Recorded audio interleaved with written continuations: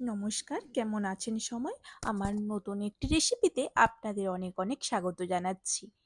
আজকে নিয়ে এসেছি মাশরুম রেসিপি শেয়ার করার জন্য। মাশরুমটি একদম রেস্টুরেন্টের স্টাইলে আপনাদের বানিয়ে দেখাচ্ছি। তো মাশরুমগুলোকে খুব ভালোভাবে ক্লিন করে নেব, অর্থাৎ ধুয়ে নেব। খুব ভালোভাবে ধুয়ে নিলাম। এবার একটা টিস্যু পেপারের সাহায্যে আমি ভালোভাবে জলটাকে শক করে নেব, কারণ আমি এখনই বানাবো, এখনই মাশরুমটা ম্যারিনেট করব, সেই জন্য টিস্যু পেপারের সাহায্যে জলটাকে শক করে নিলাম। আর আপনারা চাইলে নাও করতে পারেন, ফ্যানের নিচে রেখে দিতে পারেন, তাতেও শুকিয়ে যাবে। সেখানে কিছুটা টাইম লাগবে। আর মাশরুমের উপরে যে খোসাগুলো লেগেছিল হালকা হালকা ওইগুলো তুলে দিলাম। সব খোসাগুলো ধোয়ার দরকার নেই, কারণ আমি ভালোভাবে ধুয়ে নিয়েছি। আর মাশরুমগুলোকে এখন দুভাগ করে কেটে নেব। এইভাবে কেটে নিচ্ছি।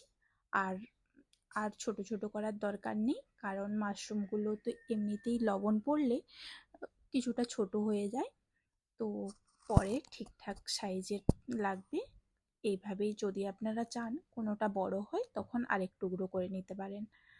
তো এখন আমি আরেকটা পাত্রে দিয়ে দিলাম এবং লবণ, হলুদ, লঙ্কা গুঁড়ো দিয়ে ম্যারিনেট করে নেব। তো আমার ম্যারিনেট ভালোভাবে হয়ে গেলে আমি এটা রেখে দেব 5 মিনিটের জন্য। এমনিতেই লবণ দিয়ে দেওয়ার পর মাশরুমটা একটু ছোট ছোট সাইজের হয়ে যায়। তো আমি ভালোভাবে একটা হাতার সাহায্যে ম্যারিনেট করে নিচ্ছি। এখন আমি কি কি মশলা লাগবে সেগুলো রেডি করে নেব। তো এটা এক সাইডে রেখে দিয়ে আমার পেঁয়াজ লাগবে। এখানে একটা বড় সাইজের পেঁয়াজকে খুব ছোট ছোট করে কুচিয়ে নেব। তো আমার এখানে মাশরুমে লঙ্কা গুঁড়ো একটু কম পড়েছিল, তার জন্য আরও একটু অ্যাড করে দিলাম। তো এখন আমি টমেটো, আদা রসুন সব কিছু, পেঁয়াজ রেডি করে নেব। পেঁয়াজটাকে দেখুন এইভাবে ছোট ছোট করে কাটতে হবে, আর বড় বড় করে কাটা চলবে না, কারণ বড় বড় করে কাটলে মশলাটা ঠিক ভালো লাগবে না। সেই জন্য খুবই পাতলা পাতলা করে পেঁয়াজটা কেটে নিতে হবে। আর টমেটো টমেটো আদা রসুন তো আপনাদেরকে বললাম, ওইগুলোও আমি কেটে নেব। ওইগুলো তো আর দেখানোর কিছু নেই। আর টমেটোটা বেটে নিতে হবে, অর্থাৎ মিক্সিং গ্রাইন্ডারে পেস্ট করে নিতে হবে। আর আদা রসুনটাও সেম পেস্ট করে নেব। এবার আমি একটা কড়াইয়ে তেল গরম করতে দিয়ে দেব। এইটা কাটতে কাটতে আমার তেলটা ততক্ষণে কড়াই গরম হয়ে যাবে। দেখুন সমস্ত কাঁচা লঙ্কাও কুচিয়ে নিয়েছি, সমস্ত কিছু আমার রেডি হয়ে গিয়েছে। আর এখানে আমার তেলও গরম হয়ে গিয়েছে ততক্ষণে। এবার আমি তেলটা গরম হয়ে যাওয়ার পর পেঁয়াজ কুচিগুলো তেলের মধ্যে দিয়ে দেব। এবার পেঁয়াজ কুচিগুলো দেওয়ার পর ভালোভাবে নাড়াচাড়া করে নেব, আর সাথে সাথে লঙ্কার কুচিও দিয়ে দেব। সব কিছু খুব ভালোভাবে নেড়ে চেড়ে লাল লাল করে ব্রাউন কালার, মানে ওইভাবেই নাড়াচাড়া করে নিতে হবে, যাতে ব্রাউনি ব্রাউনি দেখতে লাগে। পেঁয়াজটা খুব খড়িয়ে নেব না, মোটামুটি যেইভাবে করলে আমার কালারটা চেঞ্জ হয়ে যাবে সেইভাবেই করে নিচ্ছি। তো এখন দেখুন ব্রাউন কালার চলে এসেছে আমার, অর্থাৎ পেঁয়াজটা ভাজা হয়ে গিয়েছে। এখন আদা রসুনটা অ্যাড করে দেবো এর সাথে। আদা রসুনের গন্ধ যতক্ষণ না বের হয় যতক্ষণ আদা রসুনের গন্ধ না ছাড়ে ততক্ষণ আমি নাড়াচাড়া করে নিচ্ছি। এখন আদা রসুনের গন্ধ চলে গিয়েছে। এখন এটা আমার পেঁয়াজ আদা রসুনটা ভালোভাবে ভাজা হয়ে গিয়েছে। এখন আমি এতে অ্যাড করে দেব টমেটো বাটা, টমেটো পিউরি। টমেটো বাটা অ্যাড করে দিলাম। আবারও খুব ভালোভাবে নেড়ে চেড়ে নেব। এটা খুব ভালোভাবে নাড়াচাড়া হয়ে গেলে টমেটোটা দেওয়ার ফলে এখানে একটু আপনারা লবণ দিতে পারেন। তো এখন ভালোভাবে আরও নাড়াচাড়া করে নিচ্ছি, কষিয়ে নিচ্ছি। এখন আমার দেখুন কষানো হয়ে গিয়েছে। এখন আমি একটা মিক্সিং গ্রাইন্ডারে কাজু পেস্ট করে নিলাম।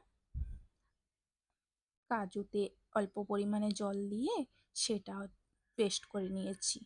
এখন দিয়ে দিচ্ছি মশলার মধ্যে হলুদ গুঁড়ো, আর দিয়ে দেব লঙ্কার গুঁড়ো অল্প পরিমাণে, কারণ তখন লঙ্কা মাশরুমের সাথে ম্যারিনেট করেছিলাম, সেই জন্য অল্পই দিলাম। তো এখন আমার মশলাটা কষানো হয়ে গিয়েছে। এখন লবণ দিয়ে দিলাম স্বাদ মতো। আবারও মশলাটাকে নাড়িয়ে চাড়িয়ে নিচ্ছি। মশলা কিন্তু আমার নাড়ানো চাড়ানো হয়ে কষানো হয়ে গিয়েছে নেড়ে চেড়ে। এখন আমি কাজু বাটাটা এর মধ্যে অ্যাড করে দেব। কাজু বাটা অ্যাড করে দেওয়ার ফলে আমাকে গ্যাসের ফ্লেমটা মোটামুটি লো ফ্লেমেই রাখতে হবে, যাতে মশলাটা লেগে না যায়, এবং ভালোভাবে মশলাটাকে আবারও কষিয়ে নিতে হবে। দেখুন, এটা খেতে কিন্তু রেস্টুরেন্টের স্টাইলেই লাগবে। আপনাদেরকে এখন আর রেস্টুরেন্টে গিয়ে মাশরুম রেসিপি বা মাশরুম মশলা খাওয়ার দরকার হবে না, বাড়িতেই এইভাবে বানিয়ে নিতে পারবেন।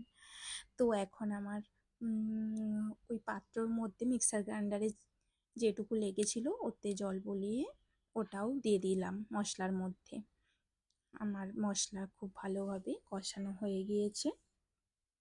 এখন আমি এতে আবারও একটু জল দিয়ে দেব, 1 কাপের মতো জল দিয়ে নেড়ে চেড়ে নিয়ে আমার ওই ম্যারিনেট করে রাখা মাশরুমগুলো এর সাথে অ্যাড করে দেব।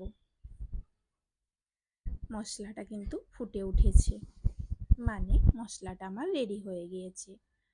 তো মাশরুমগুলো অ্যাড করে দিলাম। ডাইরেক্ট ভাজার দরকার নেই, ডাইরেক্ট অ্যাড করে দিলেই হবে। তো ডাইরেক্ট দিয়ে দিলাম, আর আবারও ভালোভাবে নাড়িয়ে চাড়িয়ে কষিয়ে নিচ্ছি মাশরুমগুলো মশলার সাথে। নেড়ে চেড়ে আমি এটা 5 মিনিট রান্না করে নেব। তো দেখুন, মাশরুম থেকে হালকা জল বেরোয়।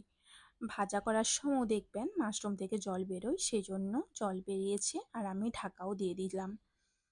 ঢাকা দিয়ে 5 মিনিট রান্না করে নিলাম, 3 থেকে 5 মিনিট। আবারও নাড়িয়ে চাড়িয়ে নিচ্ছি। দেখুন মাশরুমের থেকে জল বেরিয়েছে কতটা, মনে হচ্ছে যেন আবারও জল দিয়েছি, কিন্তু না, আপনাদেরকে যতটা পরিমাণ জল দেখিয়েছি ততটাই দিয়েছি আমি। এখানে আর কোনো জল ইউজ করিনি। এবার আপনারা এখানে গরম মশলা অ্যাড করতে পারেন, কিন্তু আমি এখানে গরম মশলা অ্যাড করলাম না, ধনেপাতা দিয়ে দিলাম উপর থেকে। আমার কিন্তু মাশরুম মশলা এখন সম্পূর্ণভাবে রেডি হয়ে গিয়েছে। যদি ভিডিওটি ভালো লাগে আমাকে কমেন্টে জানাতে পারেন। আপনাদের সাথে নতুন নতুন আরও রেসিপি শেয়ার করব তাহলে। Thanks for watching. Bye bye বন্ধুরা।